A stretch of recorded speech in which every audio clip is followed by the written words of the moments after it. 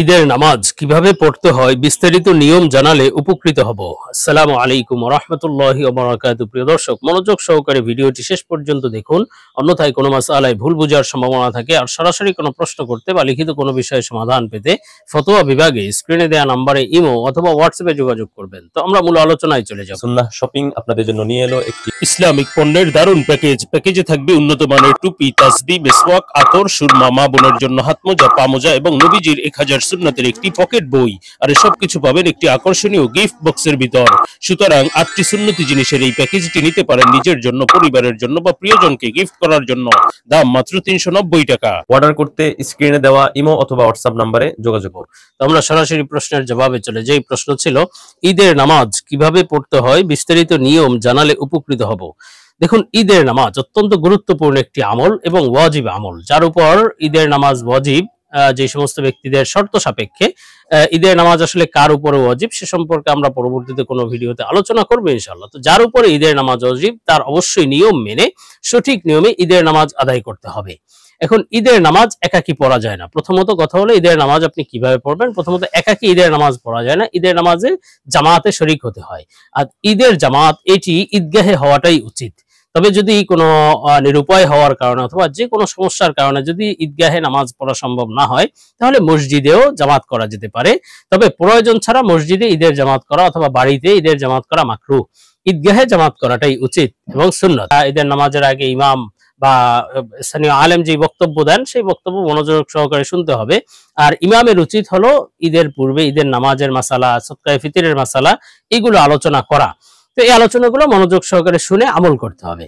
এরপরে আপনি ঈদের নামাজ যখন পড়বেন, ঈদের নামাজ যখন দাঁড়াবে, তো এক্ষেত্রে আগে একটা কথা বলে নেই, আসলে ঈদগাহে যাওয়া এটি পুরুষের জন্য সুন্নত, মহিলাদের জন্য যাওয়াটা উচিত নয়। কেননা বিভিন্ন ফিতনার কারণে সাহাবায়ে কেরামরাই মহিলাদের ঈদগাহে যাওয়ার ব্যাপারে নিরুৎসাহিত করেছেন বা এটা তারা পছন্দ করেননি।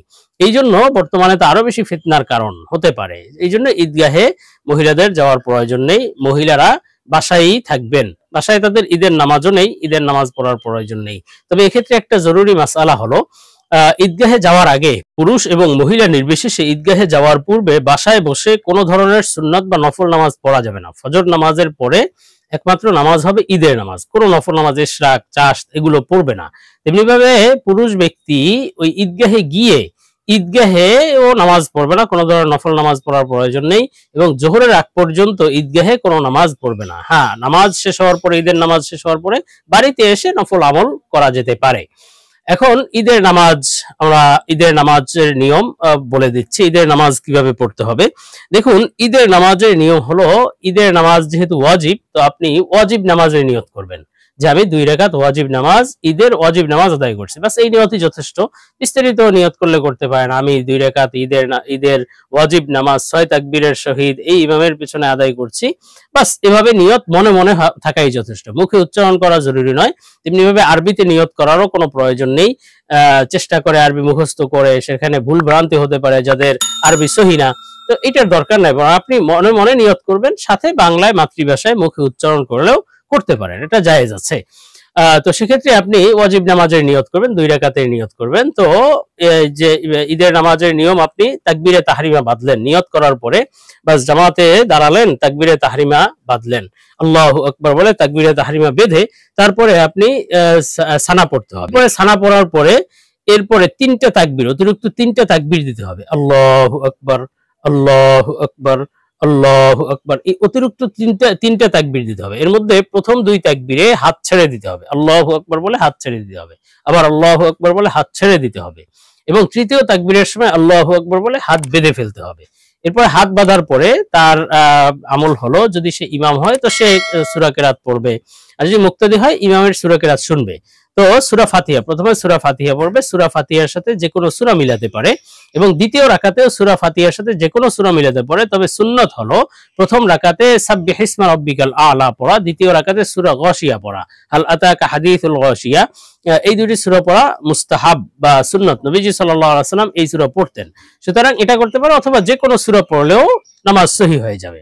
তো সূরা পড়ার পরে প্রথম রাকাতে যখন সূরা পড়া সম্পন্ন হবে, এরপরে রুকুতে চলে যেতে হবে, তাকবীর দিয়ে আল্লাহু আকবার বলে রুকুতে চলে যেতে হবে।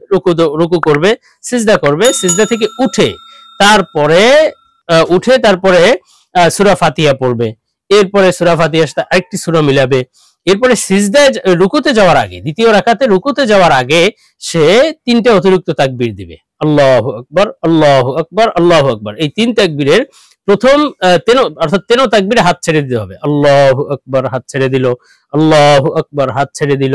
তৃতীয় তাকবীরে আল্লাহু আকবার, হাত ছেড়ে দিল। চতুর্থ তাকবীরের সময় চতুর্থ তাকবীর দিয়ে রুকুতে যেতে হবে।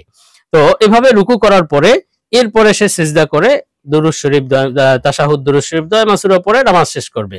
তো ইমাম হলে এই আমলগুলো সে উচ্চ স্বরে কেরাত পড়বে, হ্যাঁ, সূরা ফাতিহার সাথে অন্য যে কোনো সূরা। আর মুক্তাদি হলে ইমাম যেই সূরাগুলো পড়ে কেরাত করে সেটা মুক্তাদি শুনবে মনোযোগ সহকারে, এবং সে নিজে কোনো পড়বে না, তবে তাশাহুদ, দুরূদ শরীফ, দোয়া মাসুরা, রুকু, সিজদার তাসবিহ এগুলো তো অবশ্যই পড়তে হবে, ওঠা নামার তাকবীর এগুলো পড়তে হবে, রব্বানা লাকাল হামদ পড়তে হবে। তো এই আমলগুলো অন্যান্য নামাজের মতোই, শুধুমাত্র পার্থক্য হলো ঈদের নামাজে অতিরিক্ত 6টা তাকবীর দিতে হয়। তো ইমাম যেমন নাকি অতিরিক্ত 6টা তাকবীর দিবে, মুক্তাদিরাও অতিরিক্ত 6টা তাকবীর দিবে। আল্লাহু আকবার যখন ইমাম বলবে, মুক্তাদিও হাত উঠানোর সময় আল্লাহু আকবার বলে তাকবীর দিবে। তো এভাবে ঈদের নামাজ শেষ করবে। তো ঈদের নামাজ শেষ করার পরে সাথে সাথে উঠে যাওয়া যাবে না, বরং ইমামের জন্য উচিত হলো দুইটা খুতবা দেওয়া সুন্নাত, আর মুক্তাদির জন্য সেই খুতবা শ্রবণ করা ওয়াজিব। এজন্য অবশ্যই খুতবা মনোযোগ সহকারে শ্রবণ করতে হবে। তো এক্ষেত্রে খুতবার ক্ষেত্রে একটা গুরুত্বপূর্ণ বিষয় হলো যে খুতবার মধ্যে, ঈদের খুতবার মধ্যে ইমাম সাহেব তাকবীরে তাশরিক পড়েন, আল্লাহু আকবার, আল্লাহু আকবার, লা ইলাহা ইল্লাল্লাহু, আল্লাহু আকবার, আল্লাহু আকবার, লিল্লাহিল হামদ। তো যখন ইমাম সাহেব তাকবীরে তাশরিক পড়েন খুতবায়, তখন দেখা যায় মুক্তাদিরাও, মুসল্লিরাও অনেকে এর সাথে ইমামের সাথে জোরে জোরে পড়া শুরু করে। এটা উচিত নয়। আপনি ওই তাকবীরগুলো শ্রবণ করুন, আপনার পড়ার দরকার নেই। মুসল্লিরা পড়তে পারবে না, ইমাম সাহেব পড়বে, মুসল্লিরা মনোযোগ সহকারে শুনবে, বাস এটা হলো মুসল্লিদের আমল। নিজে ইমামের সাথে পড়া যাবে না। এরপরে যখন খুতবা শেষ হবে, বাস আপনাদের নামাজ শেষ। এরপরে মোনাজাত কে মনে করা হয় যে ঈদের জন্য জরুরি, এটাও জরুরি না, কেউ জরুরি মনে করলে এটা বিদআত হবে। তো এই সমস্ত আমল আসলে কোনো ঐক্যবদ্ধ আমল হওয়ার মতো নয়। বাস আপনার খুতবা শেষ, তো ঈদের নামাজের করণীয় শেষ হয়ে গিয়েছে। এরপরে আপনি যদি কিছু করেন, নিজে থেকে কিছু আমল করেন, কিছু মোনাজাত করেন, দোয়া করেন, সেটা আপনার জন্য জায়েজ হবে। তবে এটা নিয়ে বাড়াবাড়ি করা অথবা এটাকে জরুরি মনে করা থেকে বিরত থাকতে হবে।